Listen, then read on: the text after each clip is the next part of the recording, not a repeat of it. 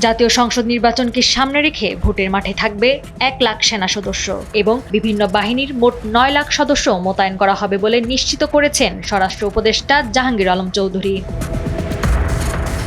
স্বরাষ্ট্র মন্ত্রণালয়ের এক সভায় তিনি বলেন, নির্বাচনের আগে 4 দিন টানা নিবিড় টহল চালাবে আইন শৃঙ্খলা রক্ষাকারী বাহিনী। ভোটের পরও 2 দিন থাকবে পাহারা। সব মিলিয়ে 7 দিন মাঠে থাকবে আইন শৃঙ্খলা রক্ষাকারী বাহিনী। এবারের নির্বাচনে প্রথমবারের মতো নিরাপত্তা কর্মীরা পোশাকে ক্যামেরা ব্যবহার করবেন। ঝুঁকিপূর্ণ ভোট কেন্দ্রে 25,000 ক্যামেরা ব্যবহার করা হবে বলে জানান তিনি।